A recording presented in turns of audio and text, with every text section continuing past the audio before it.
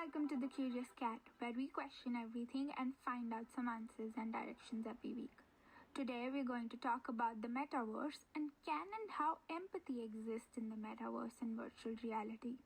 And we explore that with our guest, Dr. Rowan Chalak, lecturer in multimedia interactivity at the Department of Media, Communication, Creative Arts, Language and Literature at the Macquarie University. But what is the metaverse? So let's dig right into it and hear from the expert himself. How would you describe the metaverse and virtual reality to someone who doesn't have the knowledge about it? Okay. The metaverse is particularly tricky because the metaverse doesn't exist yet. The metaverse is a combination of different things. One is a desperate attempt by Facebook to rebrand when they were losing money. They've thought, what is the next big thing? And we've heard talk of the metaverse. To my knowledge, the term metaverse was coined in a science fiction novel in Neil Stephenson's Snow Crash back in 91, I'd say, sometime around then. And so since then, we've heard talk about the metaverse in different ways.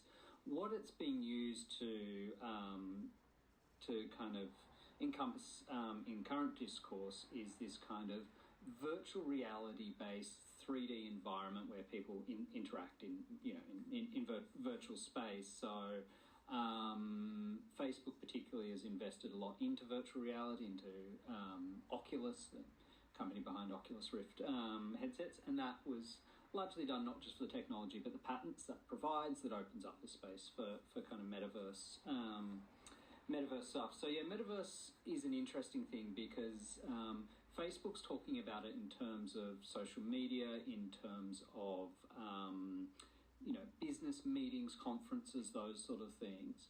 But you've also got a number of companies coming from the gaming sphere, because obviously they're very focused on big scale virtual reality or at least three-dimensional environments. So Epic, the people who did Fortnite, are investing a lot in their version of the metaverse, which will run on their Unreal Engine, which is one of the most realistic 3D engines out there.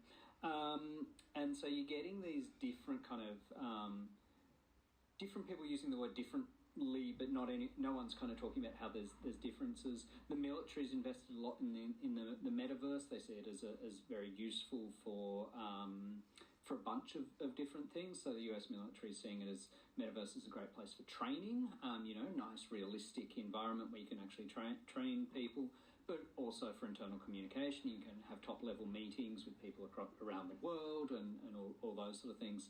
But their metaverse obviously would be classified and have a lot of firewalls, etc., to not allow the general public. So it's a different thing again. So yeah, it will be really interesting to see what happens. Do you think the digital space and the virtual experience impacts human behavior in real life? Yes, I do. I think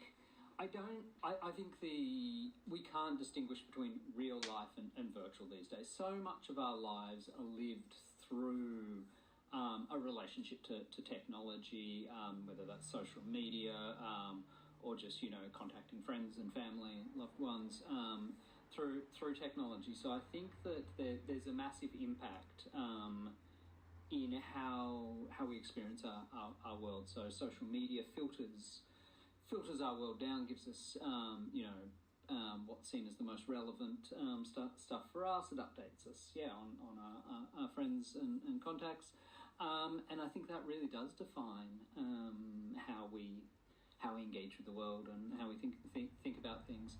And so I think that I don't think there's ever been a separation between virtual and real. I think the two have always been entwined, but increasingly it's becoming just so central to our existence. If we look at how much university teaching happens over Zoom, obviously what happens in that virtual space has real world effects with assignments and getting degrees and getting jobs, all those sort of things. But cyberbullying, the stuff around body image. You look at how Instagram, TikTok, lots of platforms affect body image. It's in really potentially negative ways. Maybe there's some positive thrown in there as well, but a lot of it's pretty negative. So I think, yeah, there's very real effects there. Do you think can empathy exist in the metaverse or this virtual space? I think it can. I think what's going to be interesting is the way how it does it. When we first had emails, text messages, etc., there are certain things that we found it really hard to communicate, sarcasm, all these sort of things. And emojis evolved and became this standard way of communicating. We have, quite complex kind of meta language and quite complex kind of syntaxes of what different emojis mean and how they work. And they're just little cues to help you understand the tone of the message, to replace tone of voice, to replace all that sort of stuff. So I think there are ways in which technology, even if it's a bit clunky, or even if it doesn't totally replicate the real world in inverted commas, then it still finds ways to communicate some of those more nuanced emotions. And I think those emotions are what is necessary for empathy and for that kind of level of engagement. And then it will be interesting. We're never just going to have one metaverse. It's always going to be evolving. It's always going to be changing. There's going to be multiple platforms and different experiences. And it'll be interesting to see which ones focus on what. How much does facial expression get captured and translated into your avatar? Because that's going to be really crucial for things to feel realistic, for things to feel kind of believable and not uncanny. And so I think there's going to be quite a lot of focus on that, but exactly how that eventuates is going to be different. And again, things like facial expression go so much into towards conveying empathy and towards signalling, mood and eliciting empathy. So it will be interesting to see exactly how the technology works. But whatever it does, I think a way will be found. It's not going to be perfect. It's not necessarily going to be reflective of how empathy is performed in the physical world, but it will be something. So as you mentioned, cyberbullying and stuff, and how emotions can be present in the virtual world, but it's the matter of how. Do you think this enhanced virtual experience would raise a concern about an increase in the online bullying and like racism? So on people who are racist or like pass comments about certain things in a bullying way on Twitter, that's just text, right? Mm. But in virtual space, you see the person's avatar or something. I think it's going to be really, really interesting. Obviously, there's questions around anonymity, and different platforms, again, will probably do different things. Facebook has always had that connection to your real name and the idea that it's really you. If they extend that to their metaverse and it's tied to a real identity, obviously, then that may impact things. But of course, the other thing that's crucial is that sense of the real time being in the same space, even if it's a virtual space, as a person. Maybe we will see a decrease in the amount of cyberbullying. It'd be lovely to think so. I'm not certain we will, but because it's not just a random name on a screen.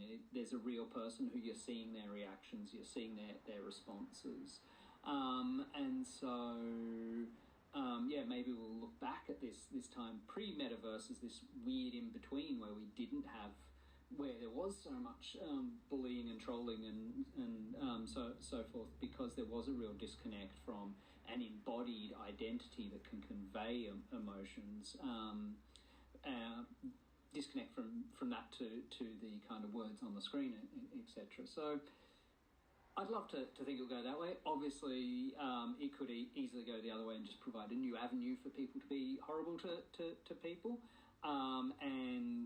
As you say, obviously, for all that Facebook being tied to real names and identities could limit it to a certain extent, it also opens up potential new avenues for abuse, because you can see the person, you can judge their ethnicity, their accent, their gender, all these sort of things that for all anonymity empowered trolls and bullies, it also did enable people to hide things about them that would be picked on by these horrible people. So that will be interesting. The question, of course, if people start, having much more like video game avatars, is what creative, for want of a better word, creative new forms of bullying we'll see. Will you see the people who judge someone because they've got an anime character rather than a monster or rather than a realistic human or whatever? It'll be fascinating to see. It will probably be depressing. It nearly always is depressing in some ways, but there'll be some interesting creative things happening.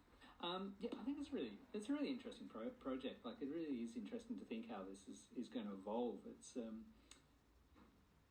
even the fact that, this time last year we weren't talking about the metaverse, and now we're talking about it. It's interesting to say, what does that reflect about society in terms of what our desires are? And, seeing, and I hadn't thought about it till I was speaking just then, but seeing the way in which the metaverse is trying to fill in that, is recognising that we are finding an absence in our current virtual interfacing, and that absence is an embodied kind of sense of person and an identity. So it's going to be, it'll be interesting to see how it goes. As I say, I'm not always hopeful about this stuff because we've seen it before, but who knows? Maybe something good will happen. And do you think it deepens the gap between the rich and the poor? This stuff so often deepens the gap. Look, I think it will go both ways. There's some massive advantages. For instance, if it decreases the need for air travel, then that opens up space for companies, individuals that can't afford, to get to this conference, to get to this meeting, whatever, to be present there and have the same experience. That said, there's going to still be a cost involved in getting the technology, and there's going to be different experiences based on what technology you have. And what does that mean? If you have something that can't track your face movements quite as well as something else, then there is going to be this interesting disconnect in terms of empathy based on your financial position. And so, look, it's going to be interesting, but I think there'll be ways in which it does good things and does open up, or to use the pretentious term, to democratize things and enable a truly global kind of thing. But in other ways, it's going to reinforce the same patterns, and there's likely going to be a very Western-centric kind of when it's driven by Facebook or Epic. They're both American companies. It's inevitably going to have the kind of politics and values of those kind of companies come through. Then you're going to have the reason Facebook Meta wants to get into the metaverse is they've run out. Well, there's only so much they can do with your data they gather from Facebook, but if they can gather data from your body as it moves, as it talks, as it does all these things, if every word you're saying can be recorded because it's all in the metaverse, it gives them this huge new space for data mining, data capture. And so that's going to be interesting then in terms of, do the rich get to pay and opt out of that? I mean, all these kind of questions. But yeah, it will be interesting. We'll see. Thank you so much. Not a problem. Get that. Here's to hoping for an empathetic future for the society, and a big thank you to our guest, Dr. Rowan, for the insightful approach to the topic. And he's not the only one being positive. Turns out, Marilyn Way, in her article, discusses it's possible if the empathetic design principle is kept in mind during the development stage. Joanne Maria and Perty talk in depth about the design components of AI in the Journal of Design Thinking. So I'm going to leave you all on a positive note and a brighter future. Be kind, and thank you for listening.